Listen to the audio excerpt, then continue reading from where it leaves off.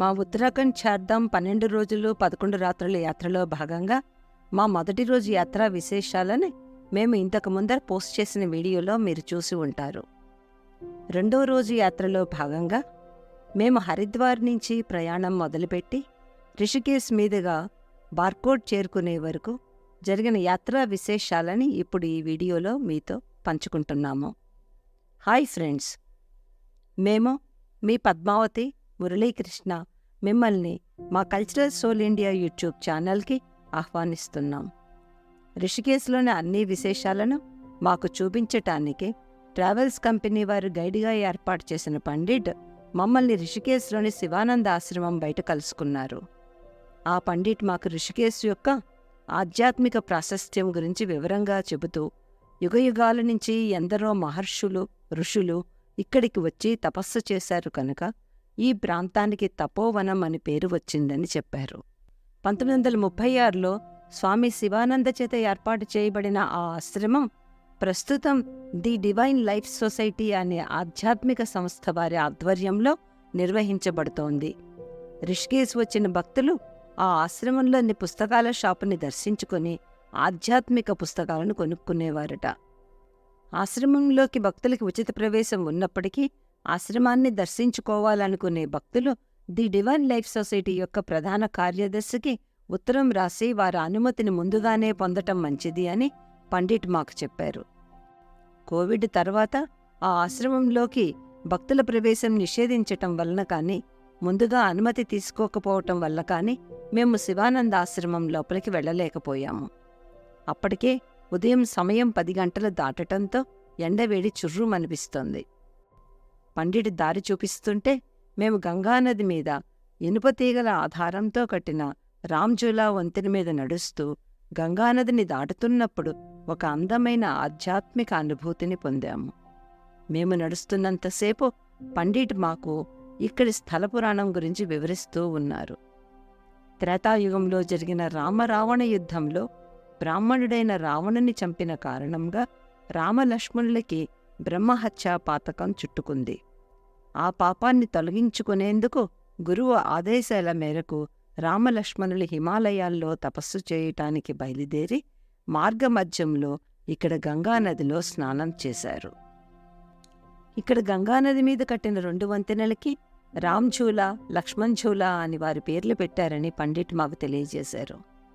1889లో ప్రస్తుతం గంగానది మీద లక్ష్మణ్ఝూలా వంతెన ఉన్న స్థానంలో జూట్ రోప్వే బ్రిడ్జిని నిర్మించారు. తర్వాత 1939వ సంవత్సరంలో జూట్ రోప్ బ్రిడ్జి స్థానంలో ప్రస్తుతం ఉన్న ఇనుపతీగల వంతెనని నిర్మించారు. ఈ మధ్యకాలంలో ఆ వంతెనని స్టీల్ కేబుల్స్తో బలోపేతం చేశారు. గంగానది మీద రామ్ఝూలా తీగల వంతెనని 1986లో శివానంద ఆశ్రమం వారి సహకారంతో రాష్ట్ర ప్రభుత్వం నిర్మించింది. మేము రామ్ఝూలా వంతెన మీద నడుస్తూ ఉంటే ఆ తీగల వంతెన ఊయాలలాగా ఊగుతోంది. ఎక్కడో హిమాలయ పర్వత శ్రేణులలో పుట్టి కొండలని చీల్చుకుంటూ లోయలలో పరవళ్లు తొక్కుకుంటూ ఉధృతంగా ప్రవహించే గంగానది రిషికేశ్ దగ్గర తన ప్రవాహ ఉధృతిని తగ్గించుకుంటూ మైదాన భూముల్లోకి ప్రవేశించి ఎంతో ప్రశాంతంగా ప్రవహిస్తోంది. నదికి 2 పక్కల ఒడ్డు మీద ఎన్నో ఆశ్రమాలు కనిపిస్తున్నాయి. అక్కడక్కడ గంగానది ఒడ్డున కట్టిన స్నానఘట్టాలలో భక్తులు పుణ్యస్నానాలు చేస్తూ కనిపించారు. రామ్ఝూలా వంతెన దాటాక పండిట్ మమ్మల్ని గంగానది ఒడ్డున ఉన్న స్వర్గాశ్రమంకి తీసుకువెళ్లారు.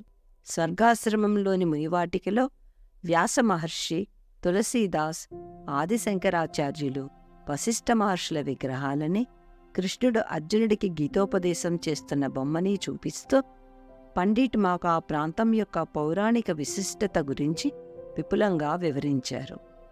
గీతాభవన్ని 1942వ సంవత్సరంలో స్వామి శ్రీ విష్ణుతీర్థ మహారాజ్ స్థాపించారు. రిషికేశ్ దర్శించే భక్తుల కోసం గీతాభవన్లో 1000 గదులు ఉన్నాయి.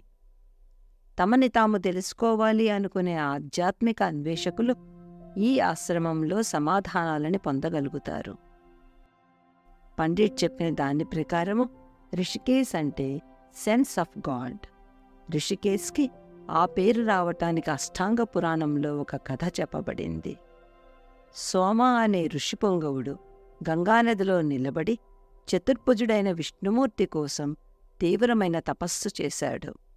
ఆ ఋషి చేసిన కఠోర తపస్సు వల్ల జ్వలించిన అగ్నిలో ఆ ఋషి యొక్క శరీరంలోని కింద భాగం అంతా కరిగిపోయి గంగానదిలో కలిసిపోయి అతని శిరస్సు మీద ఉన్న జటాజూటం మాత్రం మిగిలింది. ఆ ఋషిపుంగవుడి తపస్సుకు మెచ్చిన విష్ణుమూర్తి అతడి ముందు ప్రత్యక్షమయ్యి కావలసిన వరం కోరుకోమ్మని చెప్పాడు. భగవంతుడు ప్రత్యక్షం అవటంతో సంతోషపడిన ఆ ఋషిపుంగవుడు, నా పంచేంద్రియాల మీద నేను విజయం పొందినట్లు నన్ను ఆశీర్వదించు అని వరం కోరాడు. విష్ణుమూర్తి తథాస్తు అని వరం ప్రసాదించి, మహారుషి, తపస్సు మూలంగా నీ నెత్తిమీద ఉన్న కేశాలు తప్ప మిగిలిన శరీరమంతా కరిగిపోయి గంగానదిలో కలిసిపోయింది. అందువల్ల ఈ ప్రాంతం ఇప్పటి నుండి రిషికేశ్గా ప్రసిద్ధి చెందుతుంది అని విష్ణుమూర్తి వరం ప్రసాదించాడు. మేము ప్రస్తుతం అతి ప్రాచీనమైన రామేశ్వర మందిరానికి చేరుకున్నాము. ఆదిశంకరాచార్యుల వారు దేశాటన చేస్తున్న సందర్భంలో ఇక్కడి గంగానదిలో స్నానం చేస్తున్నప్పుడు వారికి ఒక శాలిగ్రామ శివలింగం లభించింది. వారు ఆ శాలిగ్రామ లింగాన్ని ఈ రామేశ్వర మందిరంలో ప్రతిష్ఠించారు. ప్రస్తుతం మనం లక్ష్మణ్జూలా వంతెనని, దానికి అవతల గంగానది ఒడ్డున 12 అంతస్తులతో నిర్మించబడ్డ త్రయంబకేశ్వర ఆలయంని చూస్తున్నాము.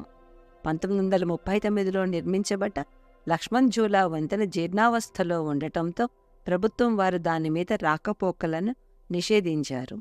సమయాభావం వల్ల మేము లక్ష్మణ్జూలా వంతెనని కానీ త్రయంబకేశ్వర ఆలయంని కానీ చూడలేకపోయాము. ఇంకా చాలా దూరం వెళ్లాలని డ్రైవర్ కంగారు పెడుతుండటంతో మేము నిరుత్సాహంగానే కారెక్కేశాము. మార్గమధ్యంలో గంగానదిలో రాఫ్టింగ్ చేస్తున్న రబ్బరు పడవలు మాకు కనిపించాయి. రిషికేశ్ దగ్గర గంగానదిలో అడ్వెంచరస్ స్పోర్ట్స్ బాగా జరుగుతాయని డ్రైవర్ మాకు చెప్పాడు. డెహ్రాడూన్ చేరేసరికి మధ్యాహ్నం 3 గంటలు అవటంతో మద్రాస్ హోటల్ దగ్గర భోజనానికి ఆగాము. సమయం దాటిపోయినా అక్కడ మంచి భోజనమే దొరికింది. అక్కడి నుంచి బయలుదేరి ముస్సోరీ మీదుగా బార్కోట్ చేరుకుని రాత్రి అక్కడే హోటల్ హిల్ క్వీన్లో బస చేశాము. ఆ హోటల్ ఉన్న ప్రదేశం మనకి హిమాలయ పర్వత ప్రాంతాలని పరిచయం చేస్తుంది. పట్టణంలో ఉన్న కొద్దిపాటి చదునైన భూమిలో 3 అంతస్తుల మేడ అది. మేము ఆలస్యంగా వచ్చినా అక్కడి సంరక్షకుడు వేడివేడి అన్నము, పప్పు, కూర, రసంతో మాకు చక్కటి భోజనం పెట్టాడు. మర్నాడు మేము యమునోత్రికి వెళ్ళాలి. ఈ మొత్తం ప్రయాణంలో యమునోత్రికి వెళ్లటం అతి కష్టసాధ్యం అని అందరూ హెచ్చరించడంతో రేపటి ప్రయాణం ఎలా ఉండబోతుందో అని అనుకుంటూ తొందరగా నిద్రపోయాం. ఈ వీడియో కనుక మీకు నచ్చితే ఈ వీడియోని సబ్స్క్రైబ్ చేసుకుని లైక్ చేయటమే కాకుండా దీన్ని అందరికీ షేర్ చేయండి.